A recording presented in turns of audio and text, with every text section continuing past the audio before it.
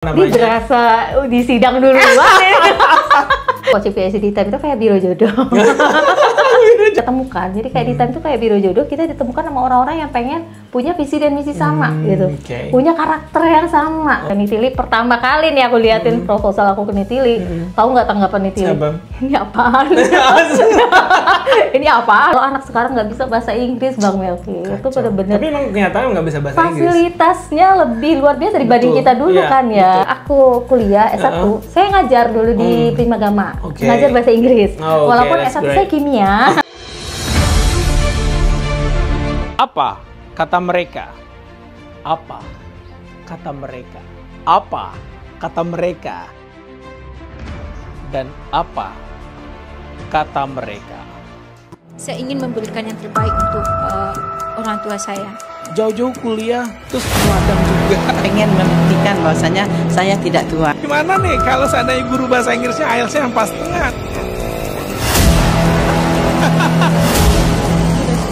Jadi berkhianat bangsa, berkhianat bangsa. Cepat kaya datang ke Time.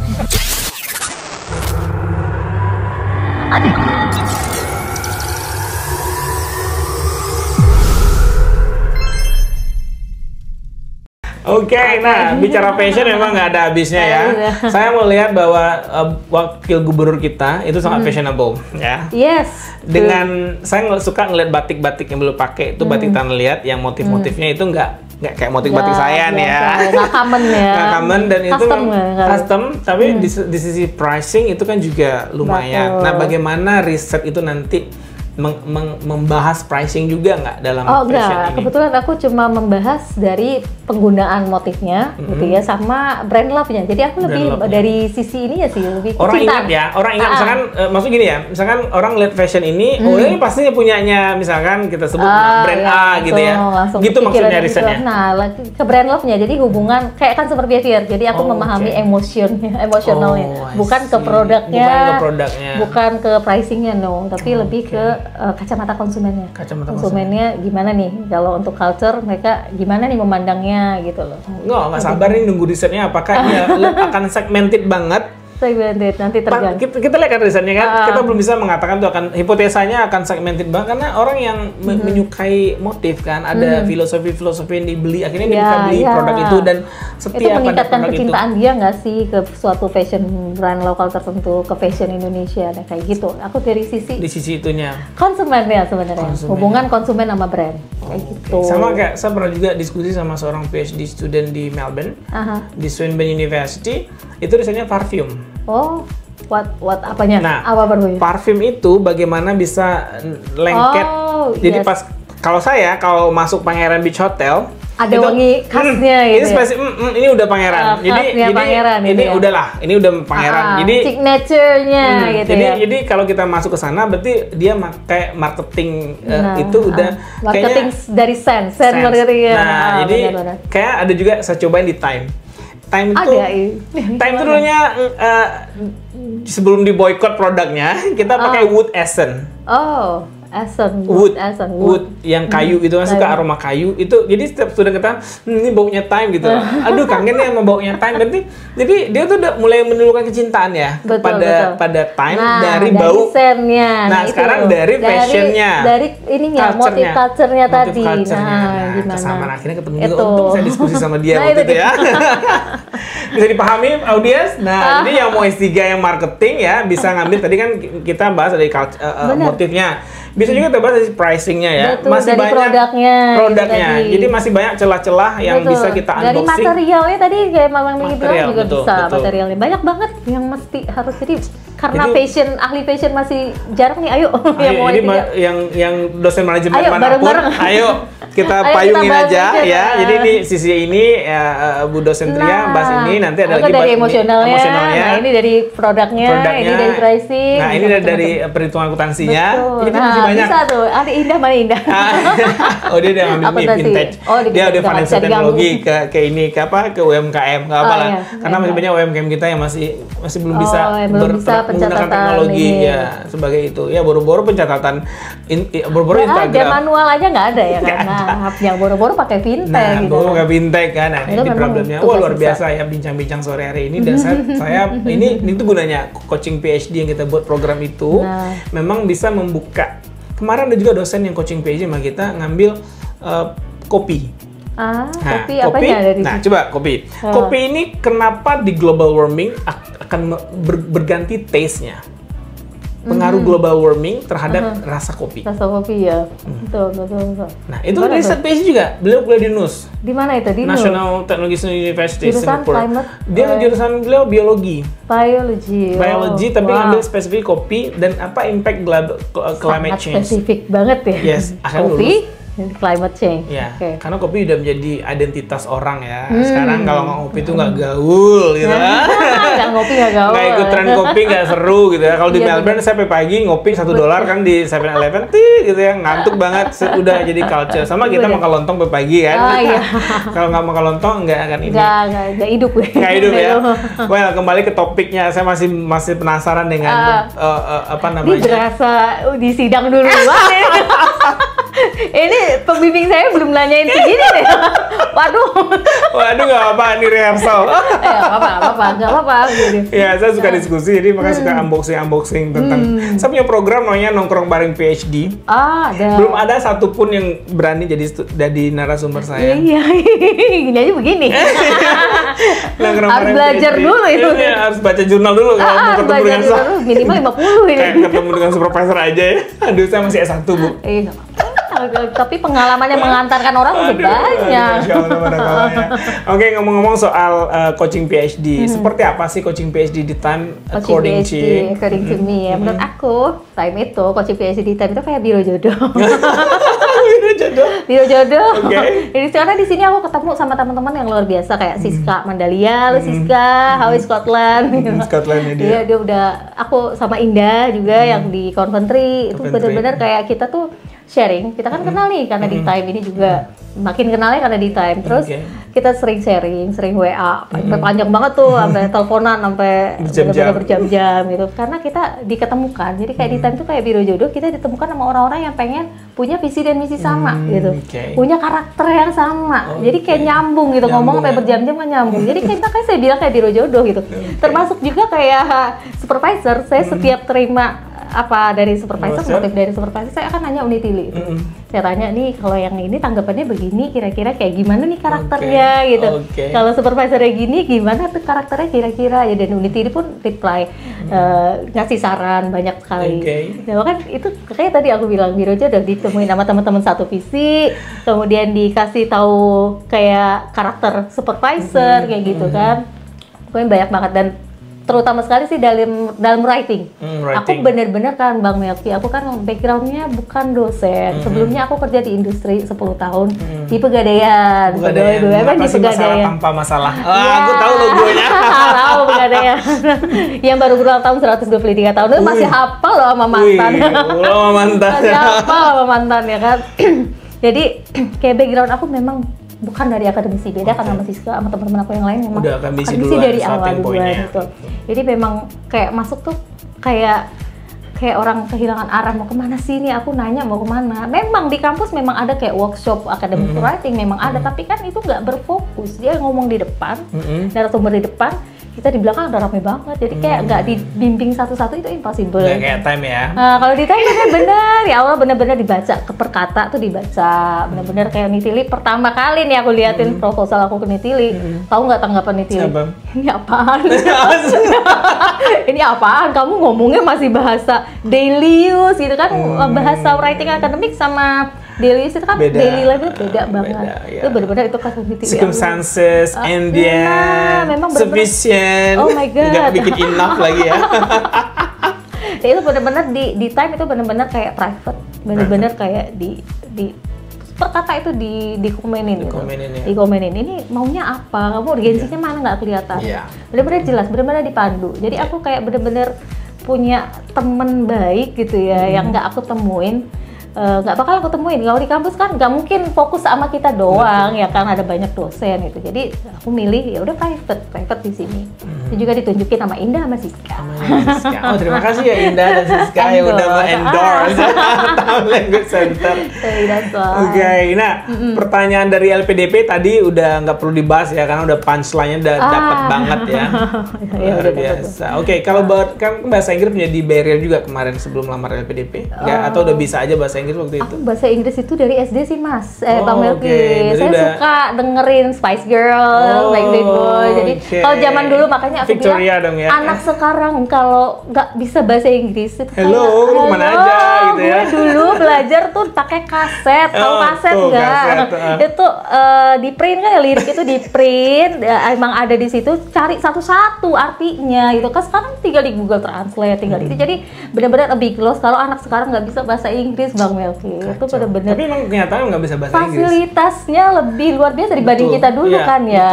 Betul. Nah, itu saya satu-satu pakai kamus turunan dari tante saya, udah kuning tuh yang kamus. warna kuning, hijau gitu ya, warna kertasnya kuning lagi. Cari satu-satu. Jadi benar-benar dari dulu gitu. Jadi bahasa Inggris buat saya bukan suatu momok yang menakutkan banget, walaupun memang IELTS-nya sekarang masih kurang setengah sih buat masuk ke kampus, memang masih kurang setengah. Udah 7 ya? Iya 7, saya belum 7, baru 6,5 kemarin. Oke, satu lagi setengah band lagi. Memang harus retake, tapi itu nggak pernah jadi kayak semacam momok besar buat tapi saya. Itu tantangan yang kita masih hadapin ya. Jadi untuk berlatih ya berlatih, karena emang lama persiapan bahasa itu emang harus dari Pasa jalan de Batampuah, lancak kaji di Baulang, pasa jalan de Batampuah. Nah itu pepatah Minangnya. Betul. Well, saya tertarik sedikit nih. Tadi 10 tahun sebagai praktisi. Yes. And then you decided become a lecturer. So itu inspirasi dari mana? Inspirasi. Ada gapnya sih saya 3 tahun jadi ibu rumah tangga. Saya ada gap. Jadi inspirasinya kayaknya doa ibu ya. Dari dulu, dari baru saya tamat S1 itu mama langsung mengarahkan jadi dosen. Jadi dosen deh, jadi ngajar deh gitu. Karena dosen itu menurut mama kan nggak tiap hari ngajar, nggak tiap hari gitu. Jadi memang kayak orang tua sih ya. Kayak dia kutukan orang tua apa doa orang tua sih. Saya nggak mau, dulu nggak mau. Saya mau kerja di bank kan, keren, pakai blazer, wangi gitu banknya. Ngitung duit orang. Rapi gitu kan ya, ngitung duit orang. Iya, duit 1M pernah loh saya hitung doang. Duit orang. Itu 1M udah banyak banget loh, apalagi 271 triliun sebanyak apa. Yang mana itu ya? Aduh, pengalian isu. Ya gitu, jadi emang kayak apa ya Bang Melki ya, emang ngalir aja sih. Dan memang mungkin kemampuan untuk sharing, memang punya apa sih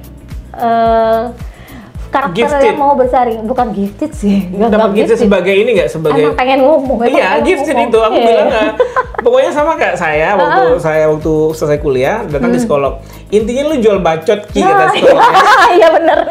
Itu gifted. Mungkin itu gifted itu ya. Gifted, anugerah buat kita yang hobi ngebacot kayak Indah tuh gifted juga, Siska tuh gifted juga ngomong. Ya. Baru aku sadar, aku baru sadar nih ketika aku kuliah S1, saya ngajar dulu di Primagama, ngajar bahasa Inggris. Walaupun S1 saya kimia, tapi karena saya suka bahasa Inggris dari SD tadi gitu kan, saya ngajar bahasa Inggris di lembaga Primagama gitu. Saya emang ngomong ya, dari sana udah ngomong bacot. Di Pegadaian juga bacot dong. Marketing pasti. Iya, marketing. Bacot lagi. Bacot lagi. Terus kemudian sekarang dosen. Ibu rumah tangga. Bacot lagi. Bacot lagi. Ibu rumah tangga ngebacotin anak di rumah. Ngebacotin anak. Tahu ya benar-benar. Jadi emang kayak gitu dia itu namanya. Emang suka ngomong. Daripada ngomongin orang ya kan. Betul. Ngomongnya ngomong bermanfaat kayak gini kan, passion in the jadi future. makanya saya seneng banget diundang nih. Nah, you know what? Ini yang saya interest sejak 2018. Namanya graduate employability. Artinya terminologi itu adalah the highest education alumni develop kapasitasnya either untuk create job atau obtain a job. Betul banget. Nah, di sini kita perlu memain potensi kita dulu. Kalau saya memang berpotensi dari dulu deh. Ini maaf ya, bukan berpotensi ya. Setelah ke psikolog itu, I'm confident mengambil kerjaan yang sesuai dengan passion. Apa ngebacot? Saya jadi marketing di perbankan di Indonesia 5 tahun, 6 tahun sebelum hijrah ke Australia. Di Australia saya sebagai di retail, di customer service as well. Ngebacot lagi. Di sini di Times sejak 2013 ngebacotin orang, ayo keluar negeri, keluar negeri, keluar negeri sampai sekarang.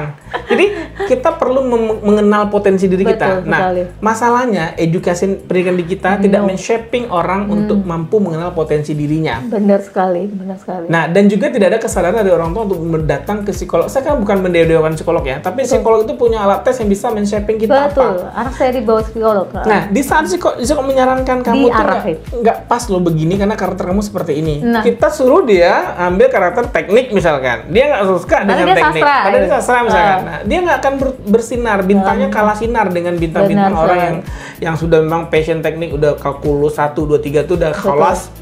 Di integral diferensial itu udah selesai sama dia, nggak ada ragu-ragunya. Jangan ditanya soal metrik ruang vektor, oke, bring it on gitu ya. Saingan sama. I can do it all day. Exactly. Nah, ini kita yang suka sastra, suka ngebacot, melawan anak, kalah dong.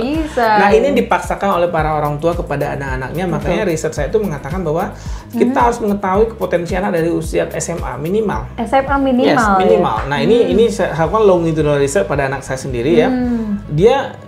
Dia suka assembly, merakit. Dia suka juga baca. Dia suka juga sastra. Berarti kita mulai mencari dong potensinya. Mana nih potensinya yang paling kuat itu yang perlu dilakukan sehingga kita nggak kayak saya sebenarnya nggak orang teknik kan. Saya masuk teknik. Oh iya, sama dong. Saya bukan orang kimia, masuk kimia.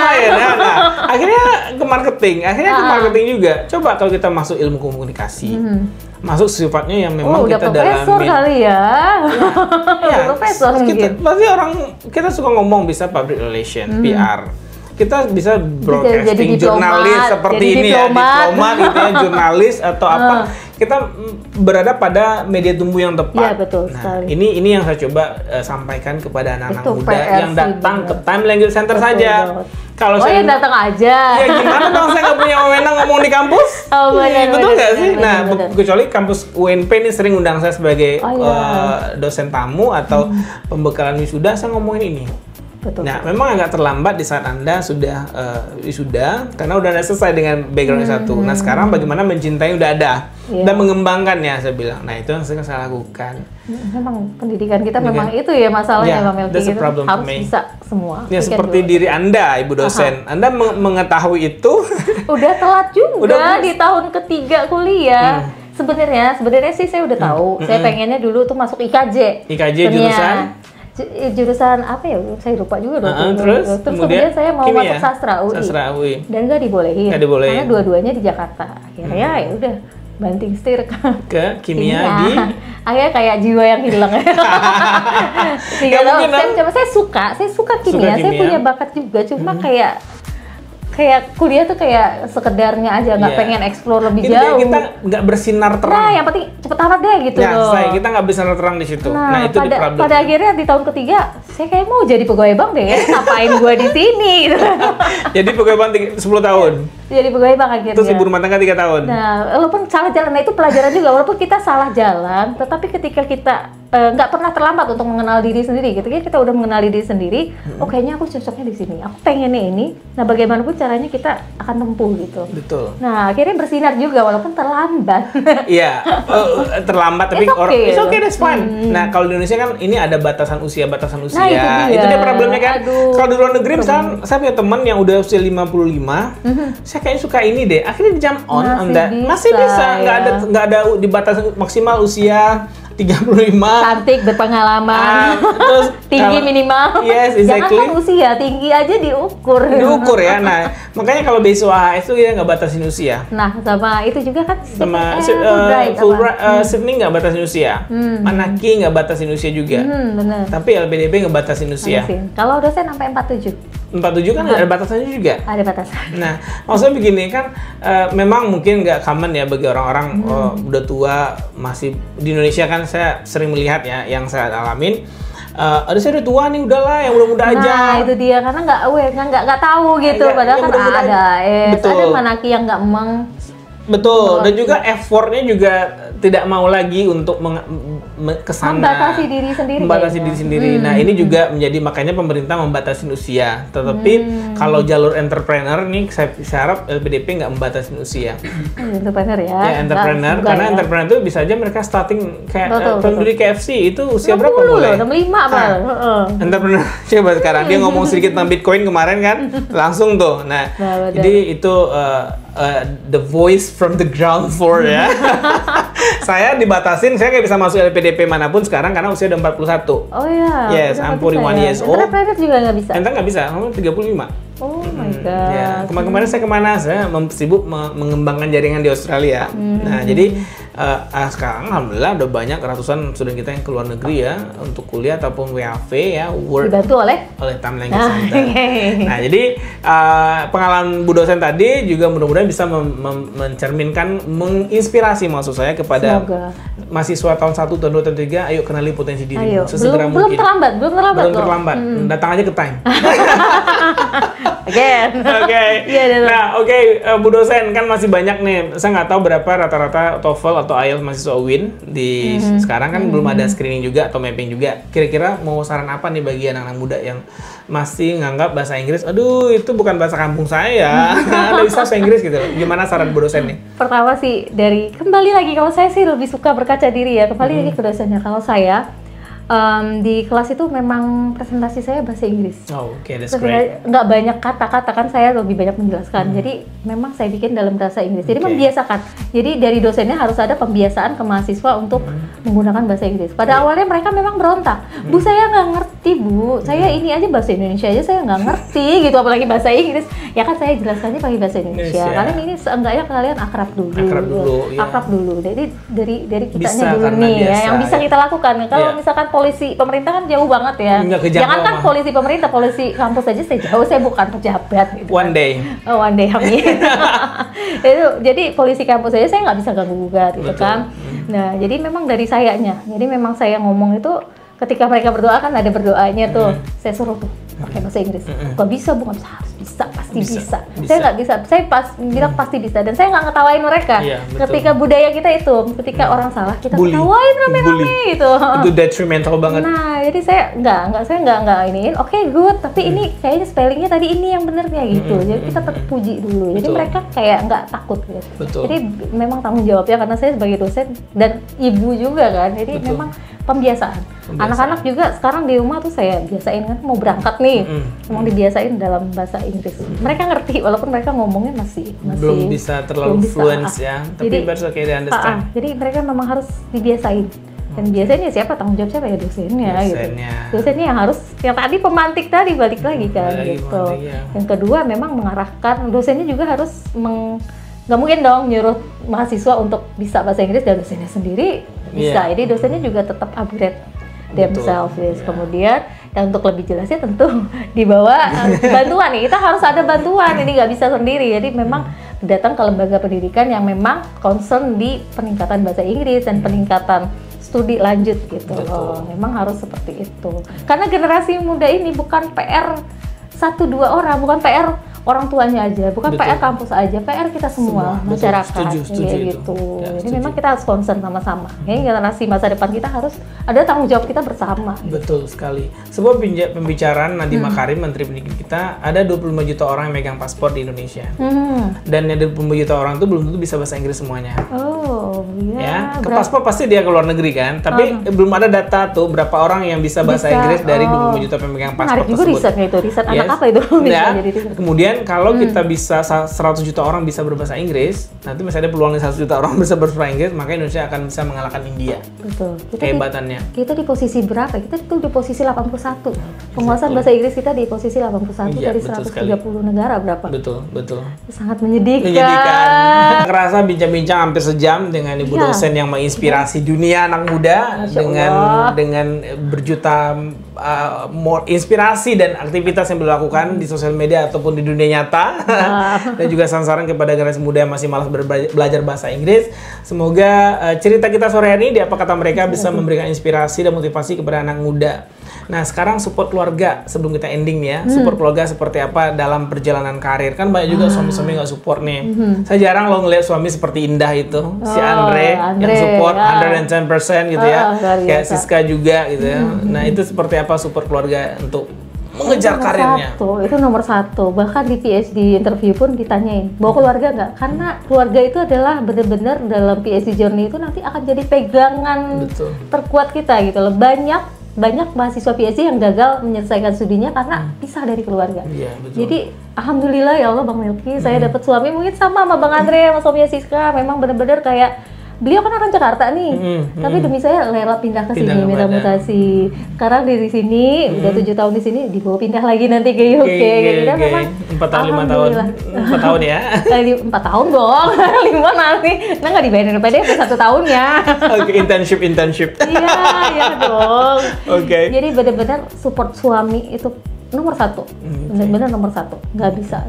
Bahkan lebih karena kita udah berkeluarga ya, support suami itu lebih penting daripada support orang tua gitu saat ini, karena memang ini kan menyangkut masa depan dia juga. Betul. Ini sekarang suami aku baru diterima di Bank Indonesia loh Bang Melki, dan dia alhamdulillah masih kontrak ya kan, kontraknya itu berakhir nanti akhir tahun.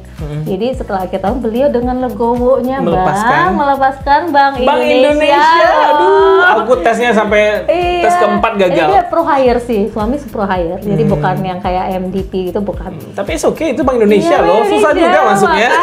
Mau jadi manapun. Kebayang nggak sesupport apa suami betul, dengan dia rela. Ini gimana nih, sampai aku sempat waktu itu ngasih opsi aku di Singapura aja kali ya atau di Malaysia, jadi kamu bisa bolak-balik. Jangan katanya. Kata dia, ngapain sih?